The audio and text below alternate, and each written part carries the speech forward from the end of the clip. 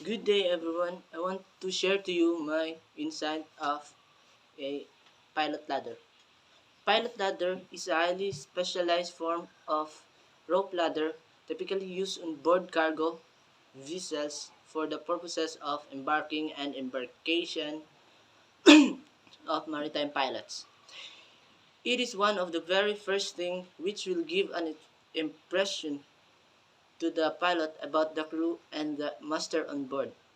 An extremely important thing to consider for the ship's crew. So, the pilot ladder should therefore be maintained in good condition and rigged properly for safer transfer of personnel. Needless to say, even the minor test negligence can lead to a major mishap. The crew in charge of rigging the pilot ladder should use their knowledge and also follow the instruction from the bridge. During pilot transfer using a ladder, a person's life is directly at stake and choice of accidents are extremely high. Officers and the crew involved with the process should thus consider all safety precautions required to the process. So, rigging of a pilot ladder. So, a pilot ladder should be capable of covering the wall length from the point of access to the water level.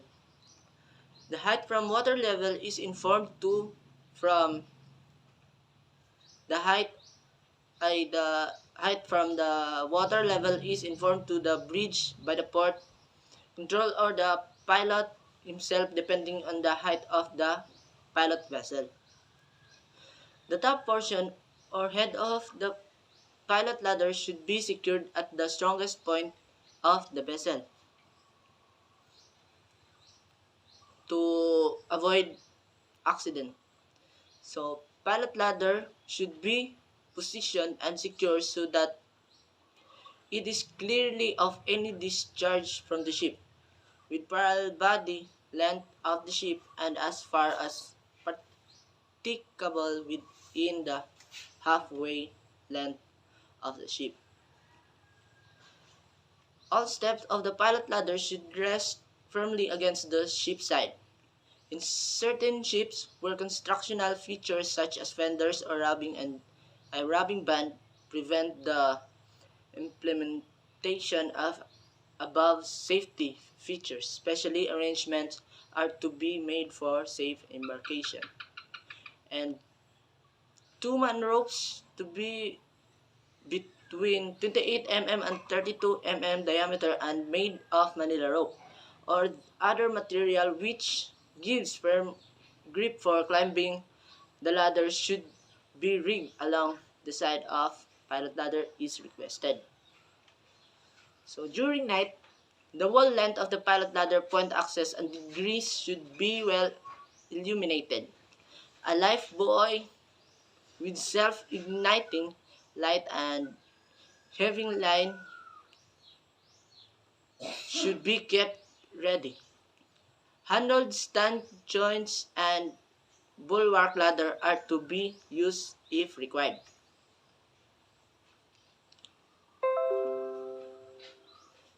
So, if the sea level is more than 9 meters,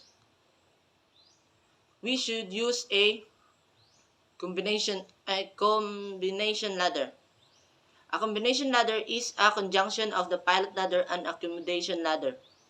This is a common arrangement found on vessels with hand freeboard. The accommodation ladder is rigged in such a way that it leads off the vessel and thus a slope angle of not more than 55 degrees. So, I want to share to you my insight before using the pilot ladder. So before using the pilot ladder, collect the necessary information like VHF channel used by the pilot, position of pilot ground, and other services. The information can be obtained from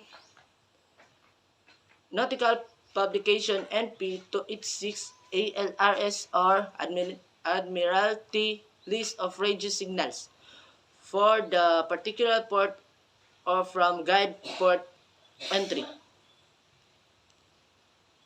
So it also provides the VTS or Vessel Traffic Service provides such information. So maintain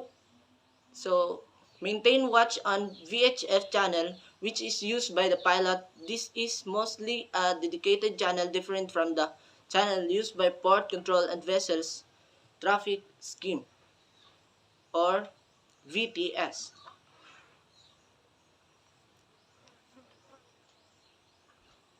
So calculate the ETA is or estimated time of arrival to the pilot boarding ground. This ETA is observing prevailing weather condition and sea state, and the same has to be reported to the master. Contact the pilot on the VFH channel and give information such as ETA to pilot ground. Draft and freeboard of the vessel, the length of the vessel, type of propeller, vessel current, speed over ground, and course made good, or etc. Ask and receive information such as berthing prospectus, the side pilot ladder to be rigged, the height of pilot ladder from water level, speed and course to be maintained, and report all the data received to the master. Monitor the pilot vessel, maintain properly communication between the pilot vessel and own ship. The officer responsible should be present near the point of access to receive the pilot on board, or when he disembarks the pilot on board, and disembarkation time should be noted and recorded. So there are some maintenance of the pilot ladder. So pilot ladder are to be regularly inspected for wear and tear of side ropes, missing wedges, and damages on the steps. The steps should never be painted and should be kept clean, free from oil and grease. All the steps should be equally spaced between the side ropes, and the distance between two steps should be uniform. Steps should be always horizontal. Any faulty steps found should be replaced immediately. Then the side ropes are made of Manila rope. They should be continuous and free from ties and joint below the first step of the pilot ladder. Then the shackles used to secure the pilot ladder should have equal strength and durability, same as that of side rope use. Once the piloted operation is over, the pilot ladder should be secured instead of left hanging on the ship's side. The pilot ladders should be stowed in dry and well ventilated space, clear of the deck, and fitted with a cover to prevent the ladder from sunlight, chemical, and paint spills. So lastly, it is to note that pilot ladders are solely used for the purpose of embarkation and disembarkation of the personnel. It should never be used for any other purpose like draft, reading, or any other maintenance work. Pilot ladders should be well maintained and properly stowed, which ensures safe, convenience, and unobstructed passage while pilot transfer. So, and that's all. Thank you.